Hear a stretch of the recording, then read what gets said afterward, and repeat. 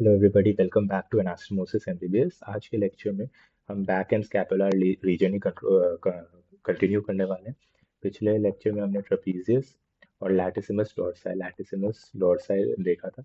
आज के लेक्चर में we'll be covering the levator scapular, rhomboid minor, rhomboid major and ये दो जो पार्ट्स हैं, these are the clinical correlation. तो इसको भी कवर करने वाले हैं। एनास्टोमोसिस एमबीबीएस चैनल पे आपको पूरा एनाटॉमी का कंटेंट मिलने वाला है आने वाले समय में, तो इसको सब्सक्राइब जरूर कीजिएगा and do share with your friends also. चलिए शुरू करते हैं। Starting with the three muscles, हम तीनों एक ही साथ कवर करेंगे। These are small muscles yet they are very important. तो हमने पिछले लेक्चर में देखा है, जस्ट फॉर एक रिवीजन करते हैं कि इस चीज को क्या कहते थे।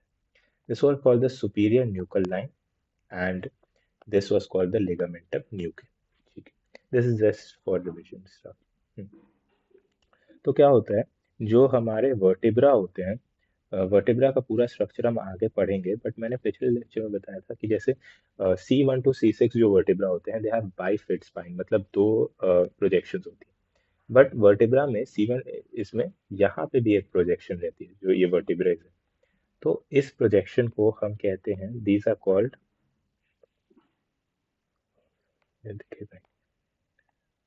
This is called the transverse process. This is called the transverse process of vertebra. Okay, so ligamentum nuchae जो ये मसल है, इस डायग्राम में देखिए, C1 to C4, तो C1 to C4 वर्टिब्रे जो है, उसका ये जो ट्रांसवर्स प्रोसेस है, this is the transverse process. ये यहाँ पे आके ओरिजिनेट कर रहा है इस मसल को, the origin of the muscle. तो उसी को मैंने यहाँ पे टेबुलर फॉर्म में बना दिया, which is easy to revise.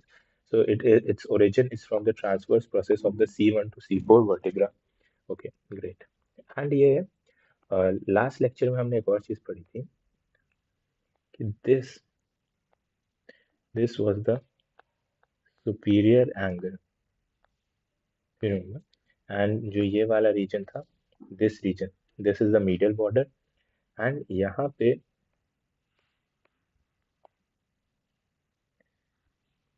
This region is called the root of spine, root of spine. Okay, this is called the root of spine. तो ये मसल, अगर हम देखें, दिस लेवेटर स्कैपुलर मसल जो है, ये यहाँ से राइज होके यहाँ तक जा रही है। सो इट इज इंसर्ट होके, it is inserted from the on the medial border of the scapula, from the superior angle to the root of the spine। ठीक है, तो levator scapulae देख लिया होगा। It is inserted on the medial border of the scapula between the superior angle and the root of the spine। अब nerve supply जो है वो हम आगे पढ़ेंगे, ब्रेकियल प्लेक्सिस, एंड धीरे धीरे सारी नर्व सप्लाई क्लियर हो जाएंगी as we follow the course of the syllabus. अभी के लिए जस्ट आपको याद रखना है कि इन तीनों ही मसल्स का नर्व सप्लाई है डॉर्सल स्कैपुलर नर्व। ठीक है, ओके। अब एक्शंस देखते हैं। हम्म, तो एक्शन में क्या होता है कि हमें पता है, we know the basic concept of action, कि origin always attracts the insertion towards it. तो अगर ये मसल जो है, ये levator scapulae, this muscle, when the origin will pull the insertion towards it, तो ये मसल कुछ ऐसे ऊपर ले जाएगी इसको। जब ये ऊपर ले जाएगी, तो this this muscle will elevate the scapula, elevation of scapula. So एक तो वो है, एंड दूसरा जो हमारा इसका एक्शन है, सिंस जब ओरिजिन इंसर्शन को अपनी तरफ पुल होगा, तो ये जो मसल है ये कुछ ऐसे भी रोटेट करा देगी स्कैपुला को।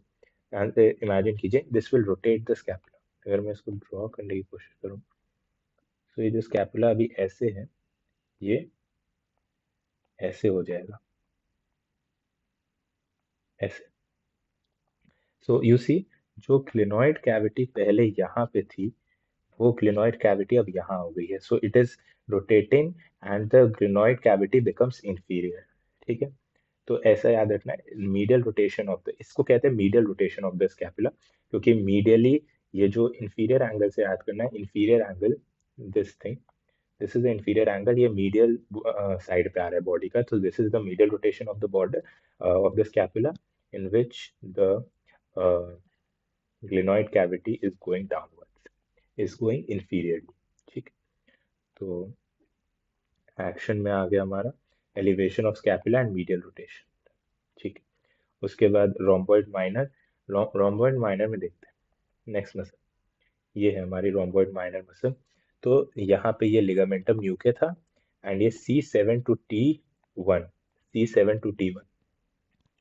तो lower part of the ligamentum न्यूके, the spine of the C7 to T1 vertebra, यहाँ से ये मसल राइज हो रही है। इसको हमने टेबल के फॉर्म में एनुमरेट कर दिया।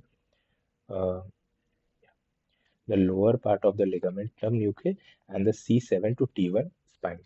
एंड ये जाके अटैच कहाँ हो रहा है? It is attaching to the root of spine. अगर हम ध्यान से देखें तो ये मसल है, this was called the root of spine, मैंने लिखा भी है यहाँ पे। So it is attaching over there. सो ये हो गया। हमने देखा कि सारे मसल्स को डोर्सल स्कैपुलर नर्व कर रही है। अच्छा, now next thing,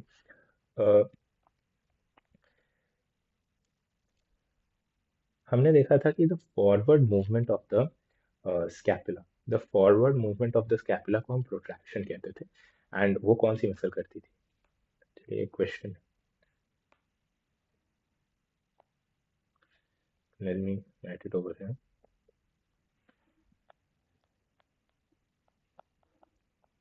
forward movement of scapula कौन सी मसल करती थी? तो हमने पढ़ा था, वीडियो पॉज कीजिए और रिवाइज करने की कोशिश कीजिए विच मसल। तो फॉरवर्ड मूवमेंट जो है वो करती थी हमारी serratus anterior. It was resulting in the protraction of the scapula, if you remember. That is why it was called the boxer's muscle as well. So ये मसल्स जो हैं, क्योंकि वर्टिब्रल कॉलम जो है वो पीछे की तरफ है, याद कर रखिएगा, तो वो पोस्टीरियर है। तो अगर स्कैपुला आगे जाएगा तो वो मसल्स स्कैपुला को पीछे खींचेंगी, क्योंकि ये पीछे है। एंड सो ये मसल्स काइंड ऑफ स्कैपुला को पीछे की तरफ खींचेंगी, क्योंकि इनका ओरिजिन पीछे है एंड ओरिजिन इंसर्शन को खुद की तरफ पुल करता है। तो मसल्स पीछे की तरफ आएंगी, तो उसके कारण स्कैपुला भी पीछे की तरफ आएगा। दिस, ये बेसिकली ये स्कैपुला पीछे की तरफ आएगा, which is called the retraction of the scapula. ठीक है, एंड एलिवेशन भी करवाएंगी, क्योंकि वो ऊपर खींचेंगी स्कैपुला को, वो तो अंडरस्टूड है। तो rhomboid minor will cause retraction and elevation। ऐसे ही rhomboid major का एक्शन अभी देख लेते हैं। rhomboid major ये वाली जो मसल है, ये भी इसको एलिवेट, ये भी इसको रिट्रैक्ट करेगी, मतलब पीछे की तरफ खींचेगी, एंड एलिवेट तो करेगी ही करेगी। उसके बाद से ये मीडियल रोटेशन भी कराएगी, मतलब इस तरह से। थोड़ा इमेजिन कीजिए, अगर ये मसल इस तरफ खींचेगी तो इंफीरियर एंगल जो है वो जो पहले यहाँ पे था वो यहाँ पे आ गया, ये जो डायग्राम में दिख रहा है। तो क्या हो गया? Medial rotation of the scapula. ठीक है, the glenoid cavity becomes inferior. Right, तो ये हो गया। अच्छा, रोम्बॉइड मेजर का ओरिजिन देख लेते हैं। रोम्बॉइड मेजर का जो ओरिजिन होता है, ये T2 से T5 जो स्पाइन है उससे होता है, and it is attach from the root of the spine till the inferior angle. इसको कहते थे हम लोग इंफीरियर एंगल। तो it is attach till the root of the spine to the inferior angle of the scapula. तो एक बार attachments देख लेते हैं सारे स्कैपुला पे, क्योंकि जब हम स्कैपुला पढ़ेंगे तो it will be very easy to remember.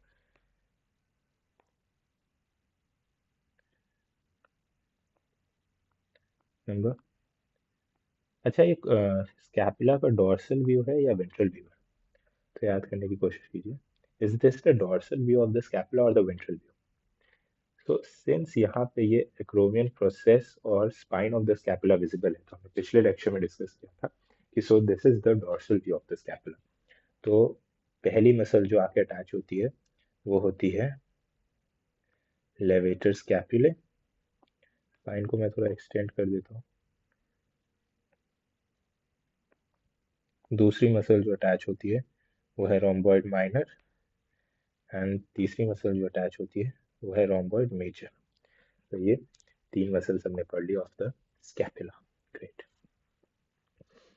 एक बार रिवाइज कर लेते हैं जल्दी से।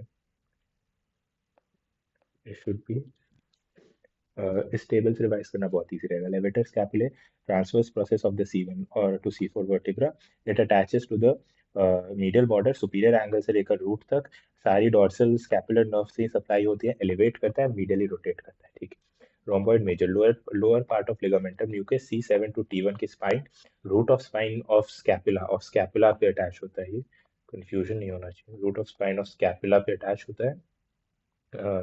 सारी मसल्स डॉर्सल स्कैपुलर नर्व से होती हैं, एंड रिट्रैक्ट करेगा पीछे की तरफ खींचेगा एंड एलिवेट करेगा, ये मीडियल रोटेशन नहीं कराता। T2 से T5 जो है, क्योंकि ये वेरी स्मॉल मसल है तो ये मीडियल रोटेशन करा नहीं पाता है। बट अगर आप इसमें मीडियल रोटेशन लिख देते हैं but so it won't be wrong, but ये करा नहीं पाता।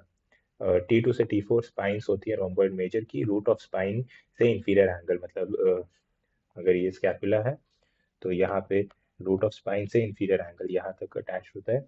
डॉर्सल स्कैपुलर नर्व होती है, retraction, medial rotation and elevation कराता है।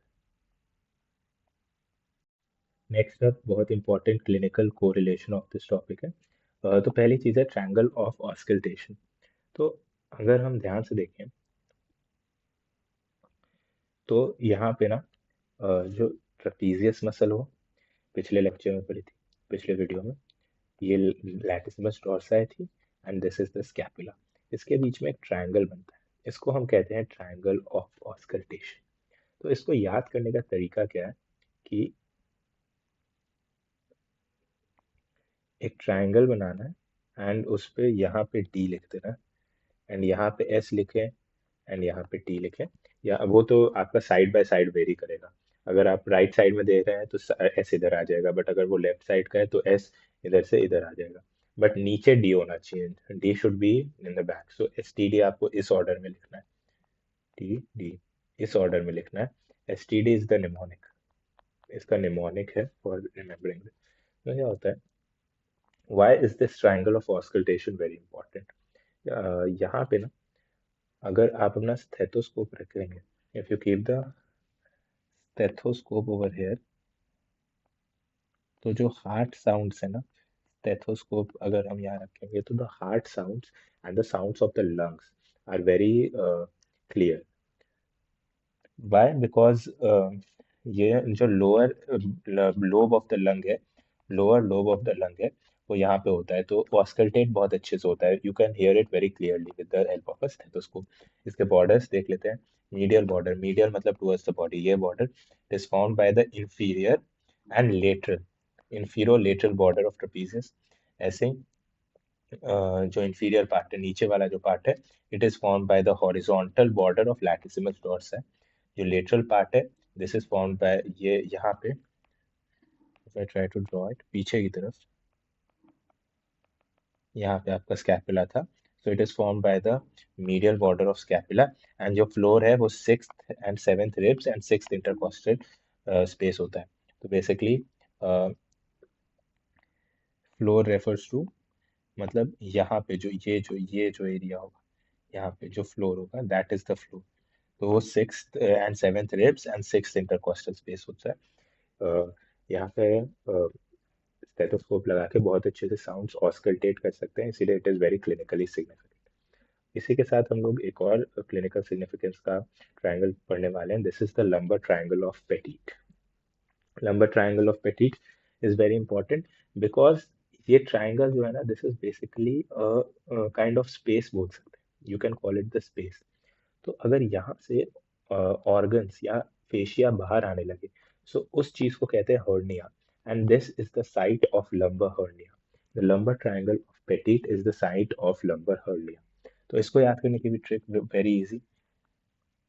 इसमें आपको जैसे उस वाले निमोनिक में हमको डी को नीचे रखना था, इसमें हमें सी को नीचे रखना है, एंड इधर डी रख सकते हैं, इधर ई रख सकते हैं, वो आपका साइड बाय साइड चेंज होता रहता है। तो C is for the crest, D is for the dorsi,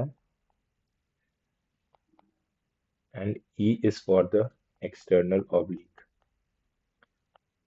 External oblique, ठीक है।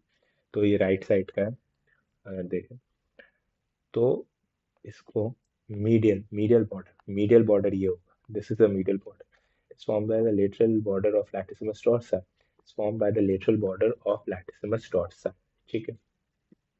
सो लैटिसमस डोर्साई ये था, उसका लेटरल बॉर्डर कुछ ये होगा, ऊपर था हॉरिजॉन्टल बॉर्डर, एंड वो जाके कहाँ अटैच हो रहा था, it was going and attaching into the floor of the bicipital groove, जो लैटिसमस डोर्साई था। लेटरली, लेटरल मतलब ये away from the body, it is the posterior border of the external oblique.